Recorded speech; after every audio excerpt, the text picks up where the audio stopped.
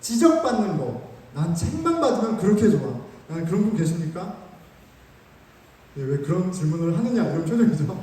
아무도 이렇게 책만 받는 거 좋아하는 사람이 없습니다. 예, 저희 뭐 책만까지만 아니라 뭐 이렇게 좀 기분 나쁜 말해도 우리 너무 망상하잖아요. 저희 3살짜리 찬결이가 있는데 이 아이도 이제 지각이 생겨서 뭔가 좀 수가 틀리면 뾰루뚱해져서 방으로 들어가서 문을 잠가요. 예, 아빠 말하지 말라는 거죠. 지적, 책망은 싫습니다. 그렇죠?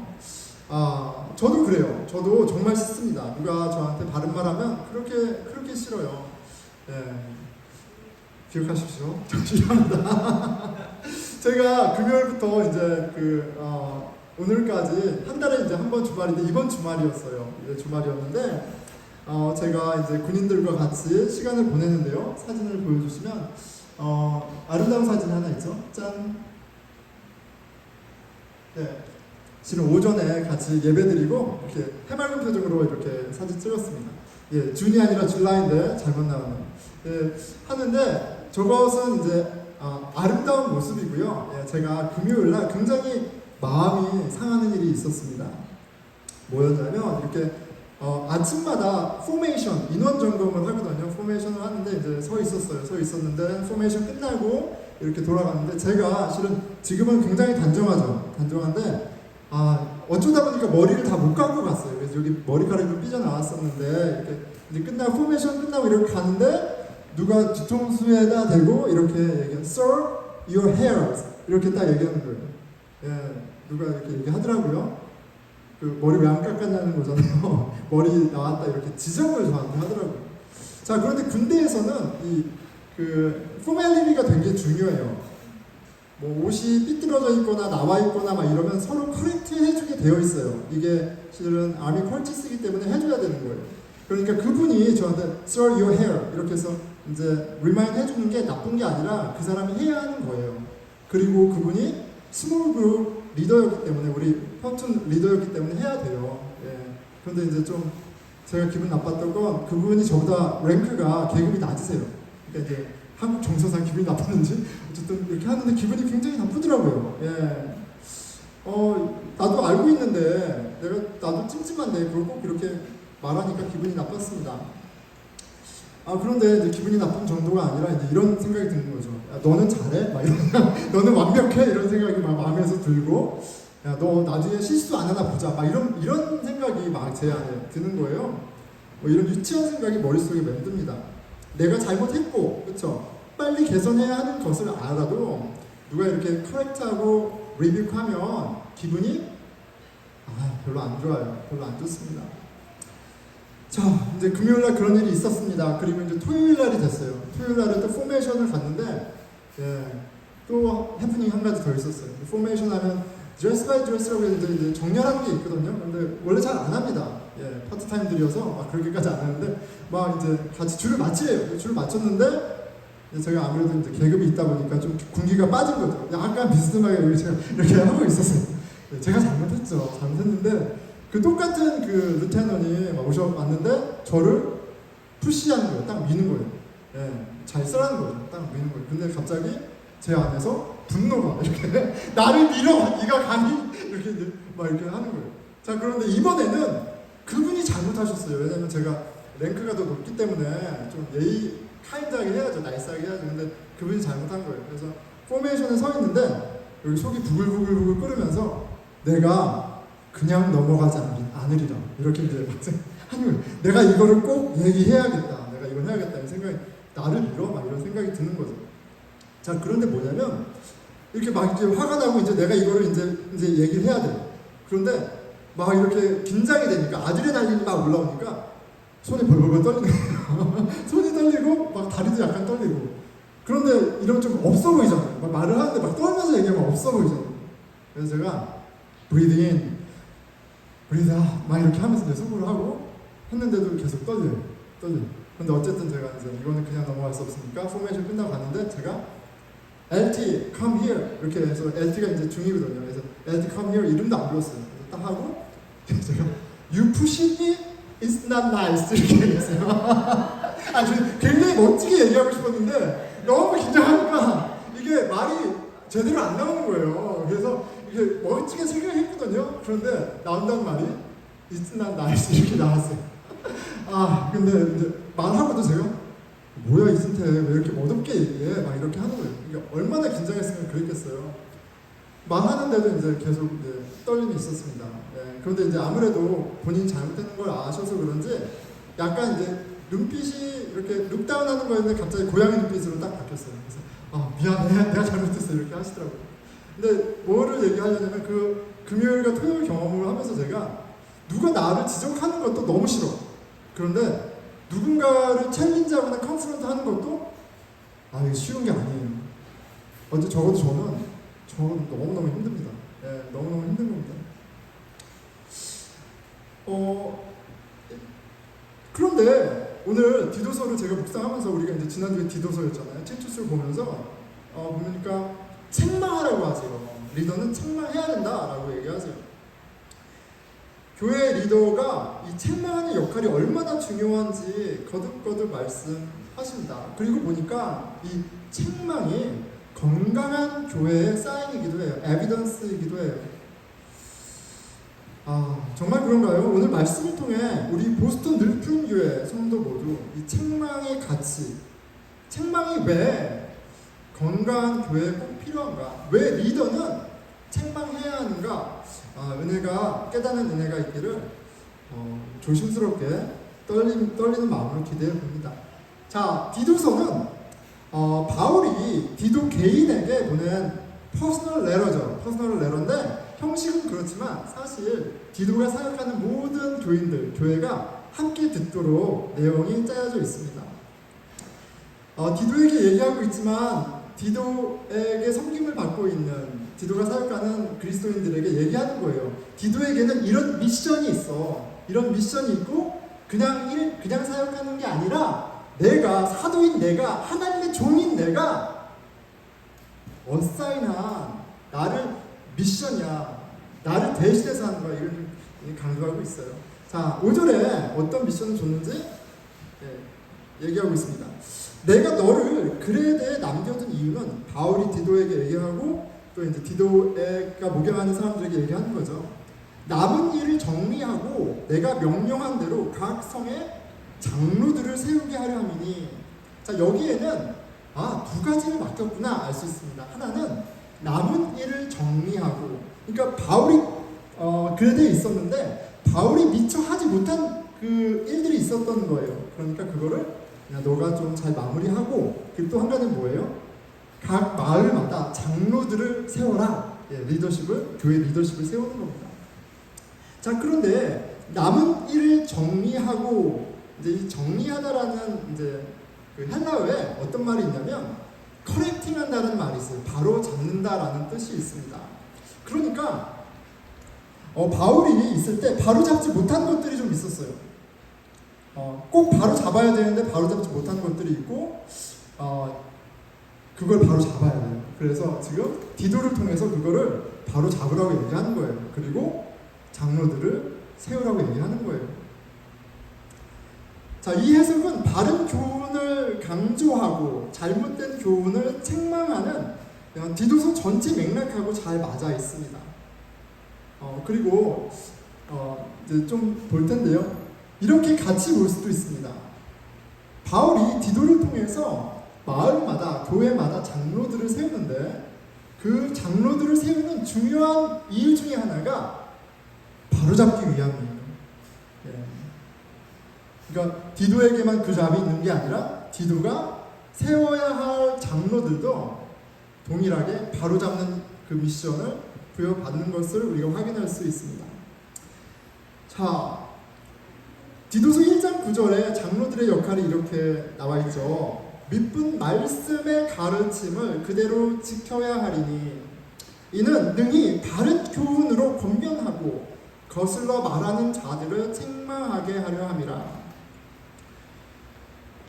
장로님들을 또 목사를 세우는데 목사의 중요한 임무가 뭡니까? 성경을 가르치고 그리고 이제 설교하고 이런 것이 되겠죠. 목양하는 것이 되겠죠. 그런데 여기 되게 우리가 눈여겨볼 것이 있습니다. 뭐냐면 그러면 바른 교훈을 권면하고 바른 교훈을 잘 가르치고 그리고 그 가르침에 반대하거나 거슬리는 자거나 밖에 있는 자를 잘 책망하는 그 얘기만 하면 좋은데, 바른 교훈을 권면하고 가르치고 또 거슬린다를 책망하기 위해서 필요한 게 있어.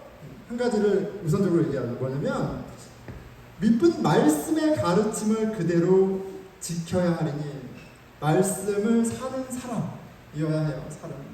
바른 말씀을 바른 교훈을 잘 지켜 살아가는 사람이어야 합니다. 이게 가장 중요한 조건이에요.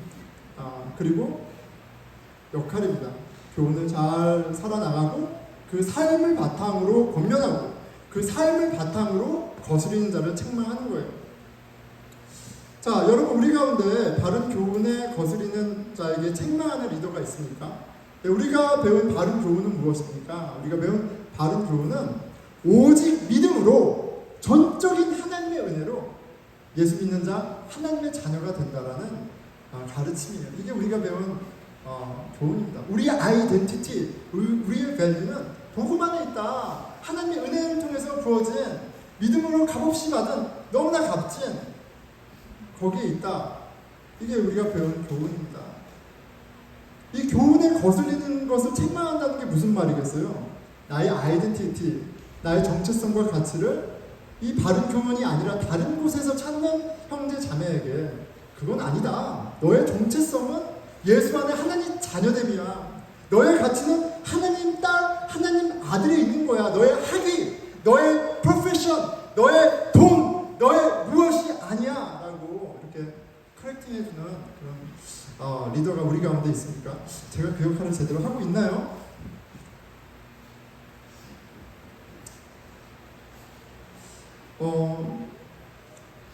책망의 역할 좀 부족한 것 같습니다.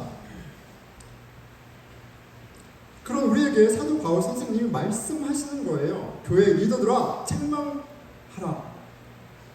책망할 것이 없는 리더들이 세워지고 바른 교훈을 가리키는 교회에는 분명히 거스르는 자에 대한 목사를 거스르는 게 아니에요. 교회 그게 아니라 바른 교훈을 사운드 덕트린, 바른 교훈을 복음을 거스르는 자들에 대한 책망이 있어야만 합니다. 그래야 건강한 교회라고 할 수 있는 거예요. 디도를 통해 건강한 교회를 세우기 원했던 바울은 이 짧은 편지에 책망에 대해서 5번이나 언급하고 있습니다. 1장 9절이에요. 거슬러 말하는 자들을 책망하게 하려 함이라. 11절입니다. 그들의 입을 막을 것이라. 여러분, 책망이라는 단어는 아니지만 언제 조용해? 그럽니까? 책망할 때 조용해 하는 거죠. 다른 표현이에요. 책망하게 하는 거예요. 13절 내가 그들을 엄히 꾸짖으라. 2장 15절 모든 권위로 책망하여. 3장 10절 한두 번 훈계한 후 멀리하라. 책망하고 또 책망하고 책망이 들어먹지 않으면 심지어 어떻게 하라고 해요? 나무로 여기라고까지 말씀하고 있습니다. 모든 건 다 오케이입니다. 하지만 바른 교훈을 거스리는 것만큼은 그냥 방관할 수 없는 것이에요. 그리고 당시 그레데 교회에 바른 교훈을 거스리던 사람들, 책망받아 마땅한 사람들이 있었습니다. 1장 10절이죠. 불순종하고 헛된 말을 하며 속이는 자가 많은 중에 무엇에 disobedient 하는 거예요? 바른 교훈, 복음에 disobedient 하는 겁니다.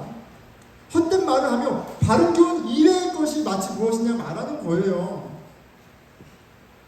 그렇게 책망받아야 하는 사람들이 있는데 그 중에 누가 그러하다고요? 특히 할레파가 그러하다고 얘기합니다. 할레파를 책망해야 돼요. 할레파를. 여러분, 예수님이 사랑과 은혜와 자비가 풍성하신 하나님이시죠. 예수님을 통해 하나님이 얼마나 은혜로우신지 보여주셨어요. 예수님이 죄인이 회개하기도 전에 죄인에게 찾아가서 친구가 되어주시고 가족이 되어주시고 그렇게 은혜와 용서, 사랑을 너무너무 풍성하게 보여주세요. 그래서 예수님을 보면 하나님은 사랑이야. 모든 것을 용납하셔. 이렇게 얘기할 수 있겠죠. 그런데 그 예수님이, 그렇게 사랑이 많으신 예수님이 혐오했던 사람들이 있어요. 위선자들. 화 있을진저 이 망할 것들, 너무 험하게 말할 정도로 호되게 책망하던 사람들이 있습니다. 위선자들인데요. 초대교회에도 있었던 거예요. 그 위선자들, 그 위선자들의 대표가 할레파 사람들이라고 할 수 있어요. 자, 근데 할레파 사람들이 누굽니까? 할례를 지켜야 한다는 거죠. 예수님을 믿으면 예수 그리스도의 공로로 죄사함 받고 예수 그리스도의 공로로 의로워지는 것인데, 그거 말고 하나님의 자녀에게는 해야 될 게 더 있다는 거예요. 할례도 해야 되고 율법도 지켜야 되고 할 것들이 너무 많습니다. 자, 그런데 이 할례파는 그러니까 교회 밖에 있는 사람이 아니에요.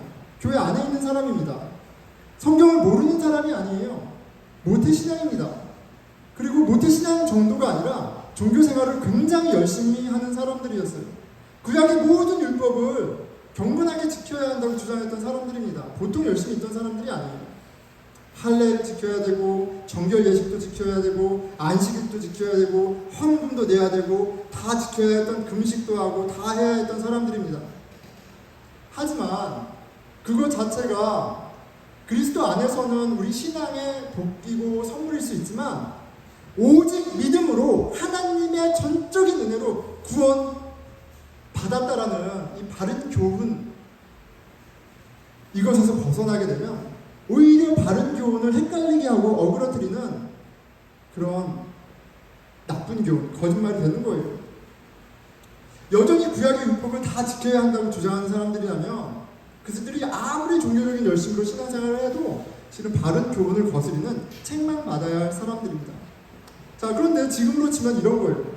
교회 생활을 굉장히 열심히 합니다. 그 무엇보다도 직장생활, 가정보다도 교회를 위해서라면 누구보다도 헌신적인 사람들이에요. 매일 교회 나오고 기도하고 예배 절대 빠지지 않고 봉사, 구제하고 헌금하고 헌금에 헌금을 더하고 굉장히 열심히 하는 사람들입니다. 그런데 그런 행위를 해야 하나님에게 인정받고 구원받을 수 있고 하나님이 기뻐하신 자녀라고 생각하는 그런 바탕이라면, 그런 것이 현대파, 할례파인 거예요. 율법주의인 거예요. 자, 그런데 이런 생각이 들어요. 여러분, 교회에 기도 한 번도 안 빠지고, 그리고 모임 다 참석하고, 헌금도 11조만이 아니라 10에 2조하고, 봉사도 2개, 3개 열심히 헌신적으로 하고, 막 이렇게 열심히 하는 그런 멤버가 있으면 교회가 좋을까요? 좋지 않을까요? 좀 그런 분들이 있었으면 좋겠습니다. 개인적으로 그런 분들이 있었으면 좋겠어요. 좀 나왔으면 좋겠어요. 그런데 뭐라고까지 얘기하는 거예요? 그게 바른 복음을 거스린다면 교회의 해악일 뿐만 아니라 책망받아야 된다고 얘기하는 거예요. 책망받아야 된다고 얘기하는 겁니다. 여러분, 헷갈리면 안 돼요. 거룩한 하나님의 자녀가 되는 데는 그냥 오직 한 가지 조건, 그것도 우리가 뭘 한 게 아닙니다. 하나님의 은혜뿐이 없는 거예요. 하나님이 그리스도를 통해서 하신 일을 믿는 것뿐이 없는 거예요. 무엇이 더 있는 것처럼 생각한다면, 무엇을 더 해야지 조금 더 거룩해진다고 생각한다면, 그런다면 그거는 바른 교훈을 벗어난 거예요. 진리를 회방하는 겁니다. 쓸데없게 논란을 만드는 거예요. 당연히 사랑해야 할 사람들과 싸우고 논쟁하게 되는 거예요. 여러분 보십시오. 예전에 있었던 어떤 교회에서 있었던 일이에요. 이렇게 회의를 합니다. 집사님들 같이 리더들이 회의를 해요. 자, 우리 교회는 내년부터 찬양 사역을 하는 교회로 가야 합니다. 아닙니다. 우리 교회는 이제 제자 훈련을 해야 되는 교회로 가야 합니다. 아니, 무슨 소리야, 교회가 성경 공부를 해야지. 아니, 무슨 소리야, 우리가 찬양을 해야지. 막 싸워요. 교회에 대한 열심이 없어서가 아니라 종교적인 열심으로 싸웁니다. 그런데 뭐하고 있어요? 하나님은 예수 그리스도를 통해서 그 십자가를 통해 우리 죄를 사하셔서 하나님과 우리를 화목하게 하시고, 그리스도 안에서 우리를 화목하게 하시려고 복음이라는 놀라운 일을 하셨는데, 우리는 그 보혈로 세워진 교회 안에서 하나님이 하나 되게 하신 몸을 찢고 난리 보석을 피우는 거예요. 뭘 하는지도 모르고 종교적인 열심으로. 왜 그런 거예요? 바른 교훈에서 우리 애가 어떻게 그리스도인이 되었는지, 무엇이 우리로 하나 되게 하는지를 잊어버렸기 때문에 그래요. 여러분, 다른 거 다 괜찮습니다. 바른 교훈에 있다면 괜찮아요. 그런데 바른 교훈을 벗어나는 것은 용납될 수 없습니다. 그러니까 그런 맥락에서 한 가지만 더 얘기하자면 기도서에서 책망, 혼내, 말하지 마, 입을 닫아 막 이렇게 얘기하는 어떤 그 대상은 뭐 술 마시고 담배 피고 뭐 학교 빠지고 막 어쩌고 그런 거에는 축에도 묶이는 이런 대상을 얘기를 하는 게 아니에요.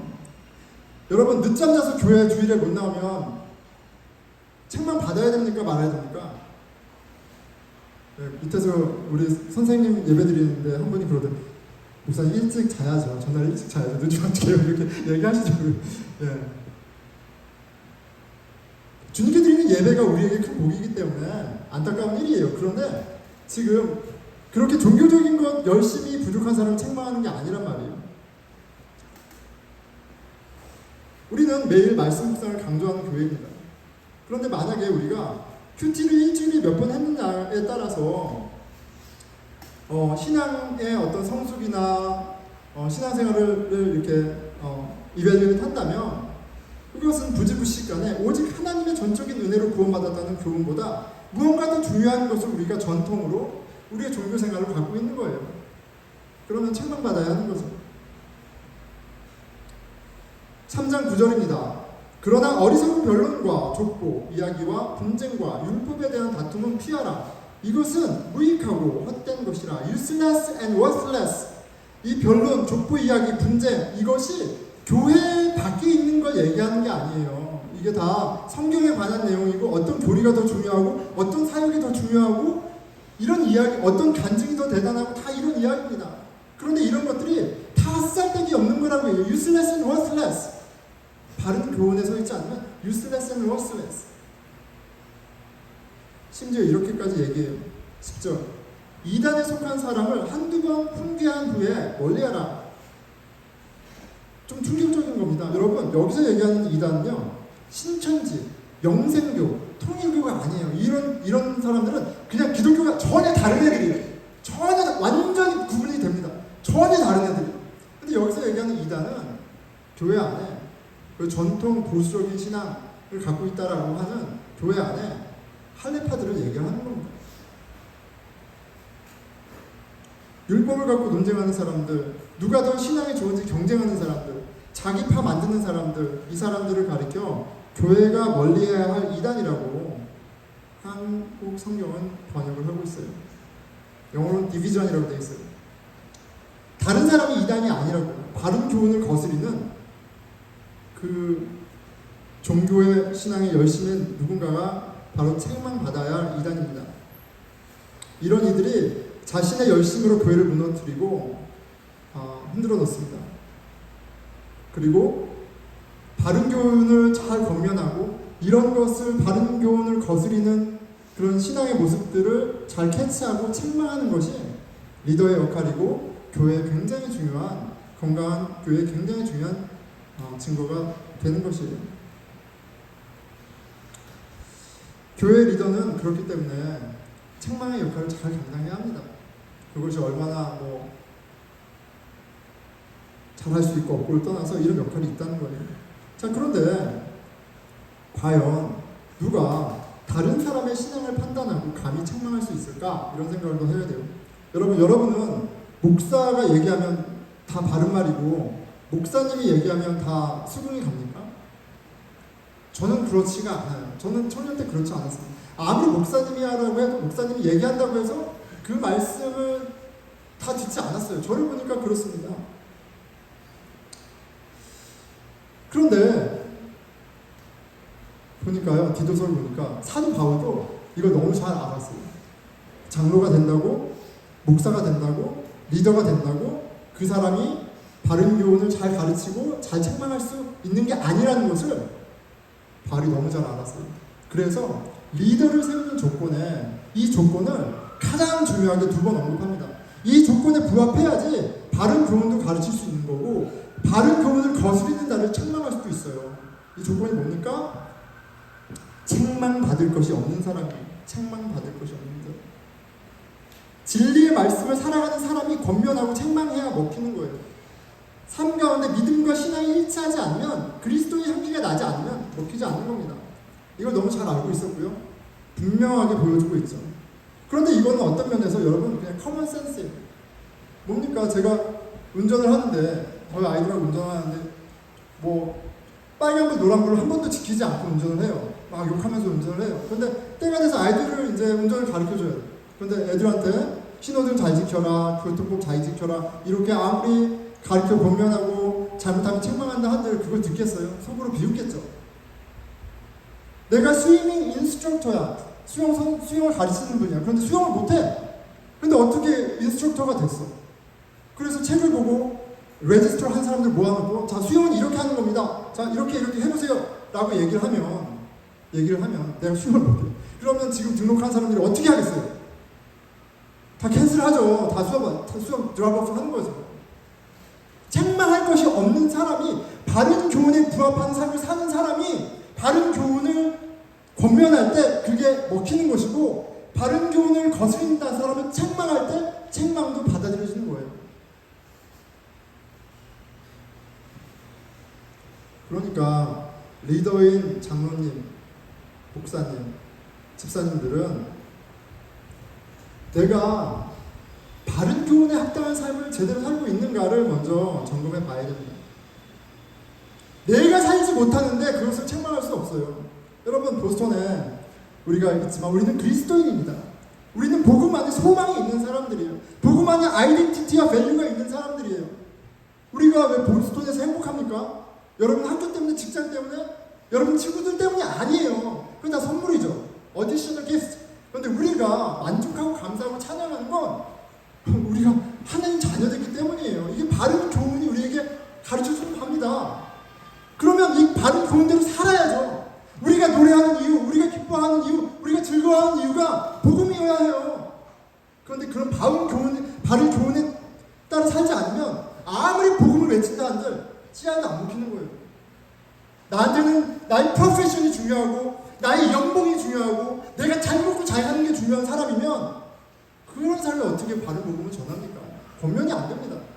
그리고 더 웃긴 건 뭔지 알아요? 바른 복음을 살지 않는데 바른 복음으로 책망한다고 생각해보세요. 한나야, 예수 그리스도 안에서 행복해야지, 감사해야지, 하나님 자녀된 삶이 얼마나 감사하니? 라고 커렉트하고 책망했을 때 내가 그렇게 살지 않는다면 그게 그냥 우스꽝스러운 모습일 뿐이 안 되는 겁니다. 삶 가운데 신앙이 나타나지 않으면 아무런 감동도 없고요. 하나님 나라를 함께 소망할 수도 없어요. 그리고 이 사실을 바울이 너무나 잘 알았습니다. 그래서 얘기하는 거예요. 책망할 것이 없는 바른 교훈에 합당한 사람을 세워라. 교수 말고 회장 이사 이런 사람들 말고 할 수 있죠. 바른 교훈에 직장도 좋고 다 그럴 수 있죠. 그런데 세상에서 어떤 성취를 하고 뻔뜻하고 일을 잘하고 그런 걸 우선으로 하지 말고 진짜 바른 교훈을 알고 그것의 가치를 알아서 그 삶을 사는 사람을 세우라는 거예요. 안 그러면 다 헷갈리고 바른 교훈을 교회를 엉망으로 만드니까. 여러분 바울이 쓴 글이 어떻게 하나님의 말씀이라는 권위를 갖게 됐을까요? 바울이 얘기하잖아요. 나는 하나님의 종이야. 나는 예수 그리스도의 사도야. 사도로 선택받았어. 그러니까 똑바로 들어. 이렇게 강하게 얘기하잖아요. 왜 그럴까요? 그걸 왜 교회들이 하나님 말씀처럼 받고 순종했을까요? 여러분 한국에 자칭 그리스도, 자칭 하나님이라는 분들이 많습니다. 나는 하나님이야. 나는 예수야. 라고 하는 사람들 많아요. 내가 그렇게 확신을 갖고 하나님 한다고 해서 그렇게 되는 게 아니잖아요. 아닙니다. 누가 그 얘기를 듣습니까? 그런데 바울은 바른 교훈을 권면했을 뿐만 아니라 바른 교훈을 책망했을 뿐만 아니라 바른 교훈을 위해 생명을 바쳐 살았어요. 그 삶이 있었기 때문에 권위가 있었던 겁니다. 교회 리더여 책망하라. 말씀하세요. 그런데 책망하기 위해서는 책망받을 것이 없는 신앙의 성숙이 필요하다는 것을 너무나도 명확하게 얘기해 주세요. 그러니까 목사라고 책망하라고 했네 해서 아무나 책망할 수 있는 것이 아니라 내가 책망할 것이 없는 자격 있는 사람으로서 책망하는 게 중요하다는 거예요.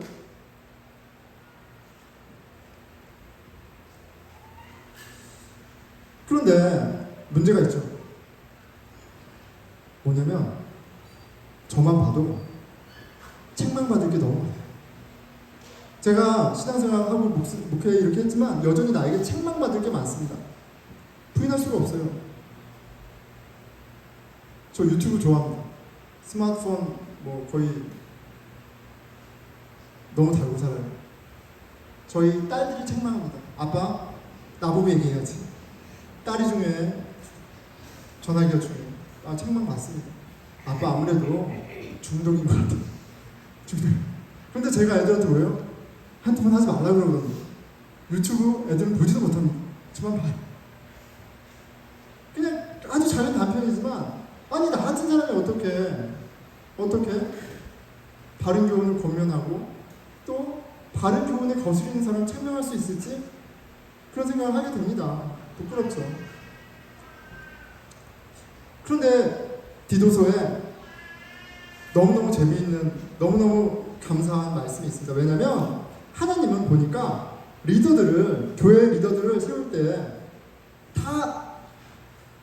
다 책망할 것이 없는 것이 완전히 준비된 사람을 딱 세우는 것처럼 보일지 모르지만 그게 아니라 리더 될 사람들을 앞서 그들을 책망하셔서 사람을 만드시면서 세우신다는 거예요. 그러니까 누군가를 바른 교훈으로 권면하고 거스리는 자를 책망할 정도의 리더가 되는 데는 하나님으로부터의 많은 책망을 받는 과정이 있다는 겁니다. 그리고 바울은 그것이 하나님의 은혜라고 얘기해요. 하나님의 은혜하면 우리는 죄사함 받고 위로받고 이런 것만 생각하기 너무 쉬운데 디도서를 보니까 하나님의 은혜를 얘기하는데 트레이닝을 얘기해요.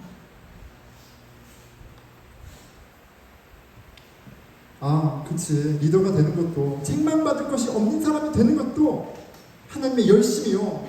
거기에는 또 하나님의 책망하시는 은혜가 있구나. 디도서 2장 11절입니다. 하나님의 은혜가 나타나 우리를 양육하시며 트레인하시는 거예요.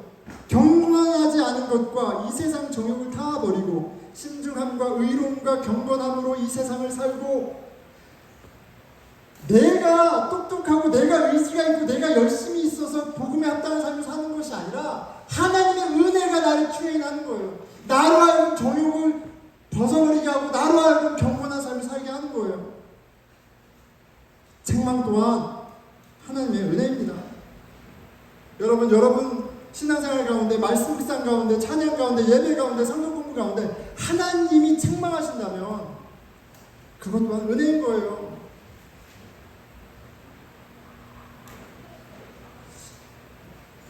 그리고 누가 온전하겠어요. 그런데 기억하십시오. 그래도 싹수가 있고 가능성이 있는 리더는 하나님의 책망함을 받으면서 신앙하는 사람이에요.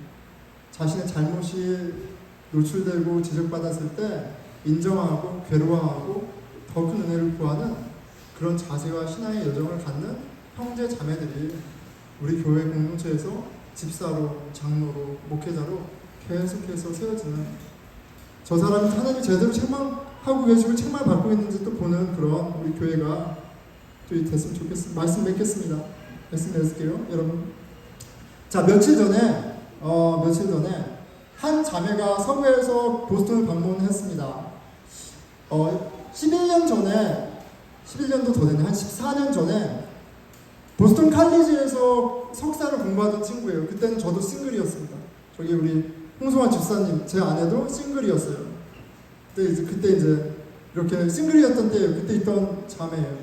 그런데 저희가 결혼하는 것까지 보고 한국에 갔다가 서부에서 이제 박사하고 학회가 있어서 이제 왔어요. 그러니까 아주 오래전이니까 저희 큰 첫째가 13살인데 한나가 기어다닐 때 아주 베이비 때 보고 이제 처음 본 거예요. 감개무량하죠. 아직 2호, 3호, 4호를 보기 전입니다. 그런데 저희 아이들이 한국말을 하거든요. 여기 태어나서 한국말을 합니다. 그런데 너무 깜짝 놀라는 거예요. 목사님, 어떻게 애들이 액센트가 하나도 없어요? 아니 어떻게 저렇게 저런 단어를 써요? 너무 놀라는 겁니다. 그럼 부모는 마음이 어때요? 너무 좋죠. 그런데 기가 막힌 말을 하나 했어요, 저한테. 아유, 엄청 혼났겠네요. 엄청 혼났겠네요. 예, 엄청 혼내셨나봐요. 그런 거. 엄청 혼났습니다. 우리 첫째. 엄청 혼났습니다. 한글 배울 때 눈물 쏙 빼고요. 그리고 몇 번 말씀드렸죠. 키우면서 미국 애들 한 제스처 있어요. 그것도 못하겠어요. 미국 애들 하는 감탄사도 못하겠습니다. 미국 책도 못 보겠어요. 미국 노래도 못 부르겠어요. 지금은 이제 봅니다. 근데 아주 어릴 때는 아무것도 못하겠어요. 아주 그냥 그렇게 맹렬하게 트레인시켰어요. 그런데 한 10년 지나니까 열매가 나와요. 열매가 나옵니다. 이제는 그냥 한국 사람이에요. 여러분 만약에 저희 첫째한테 너 미국 사람이다 하면 굉장히 분노할 겁니다. 본인 한국 사람이다. 나 한국 사람인데 왜 미국 사람이라고. 뭐 패스포트는 그렇지만 나 한국 사람이라고. 그렇게 컸습니다.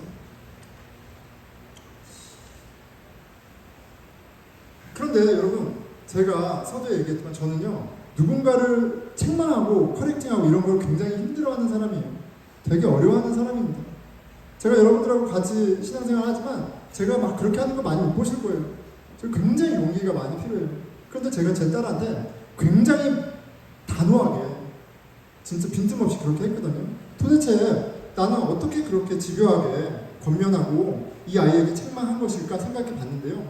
저에게 확신이 있었어요. 뭐냐면 이 아이가 한국말을 완벽하게 하면 너무너무 이 아이한테 좋을 거야.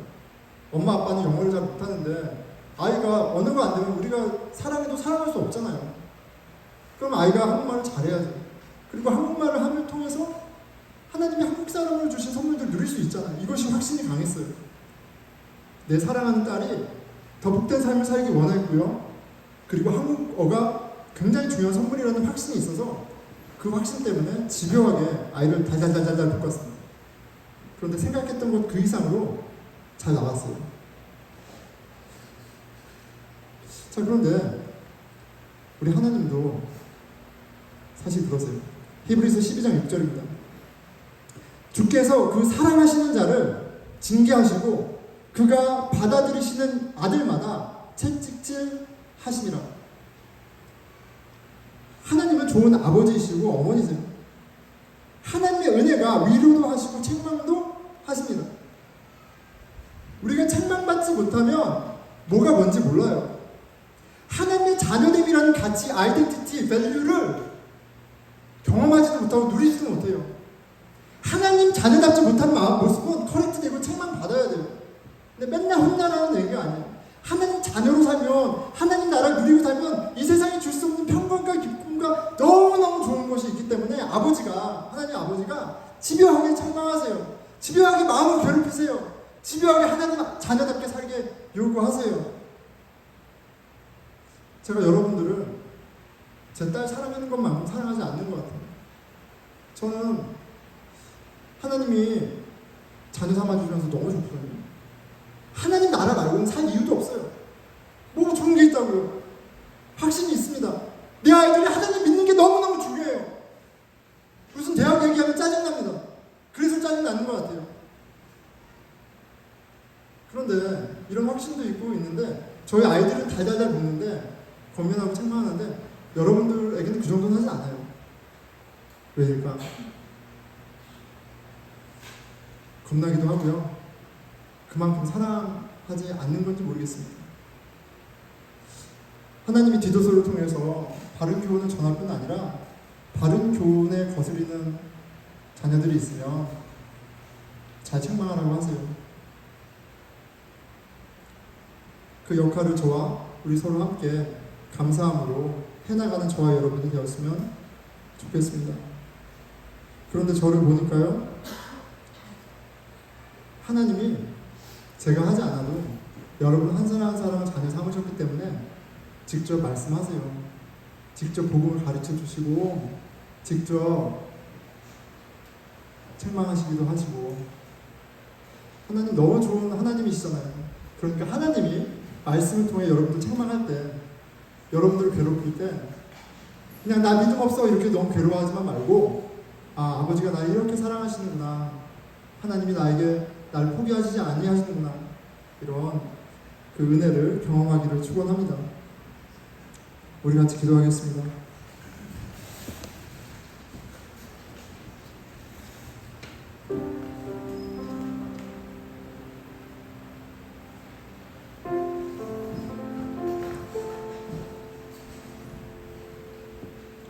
너희가 만일 예수 그리스도를 마음으로 영접하면 하나님의 자녀가 되는 권세를 받았습니다. 여러분, 이 놀라운 소식에 감동하시고 이런 놀라운 선물을 받았음에도 값없이 여기며 마음대로 사는 그 모습에 아파하십시오. 나의 아버지 되신 하나님, 나의 왕 되신 예수 그리스도, 나와 함께 동행하시는 성령님, 주님, 위로만이 아니라 책망도 해주시고 그 책망을 기쁨으로 받는 우리 되게 해주십시오. 기도하겠습니다. 네, 하나님 아버지, 주님이 사랑하시는 아버지시고, 아버지 주님이 인자하신 어머님이시고, 사랑하시는 끝까지 사랑할 뿐만 아니라 자녀의 온전함을 위해 아버지 열심히신 당신을 봅니다. 당신이 책망하실 때 그것을 은혜로 여기는 지혜를 주시고 순종할 수 있는 용기와 아버지 신앙을 허락해 주십시오.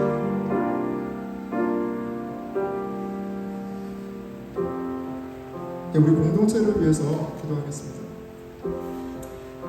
바른 교훈, 복음이 드러나고 복음을 배우는 공동체, 복음이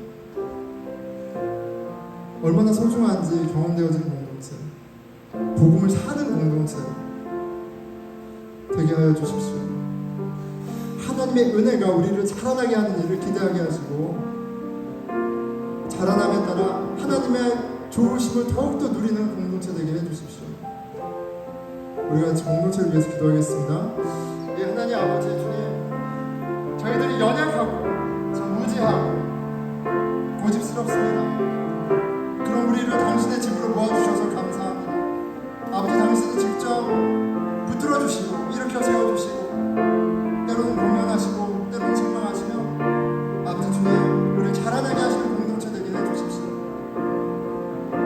복음만을 자랑하고 복음이 우리의 가치가 되게 하시고 정체성이 되게 해주십시오. 그렇게 저희도 자라고 우리 아이들도 키우는 우리에게 하여 주십시오. 예, 우리 함께 일어나셔서 마지막 찬양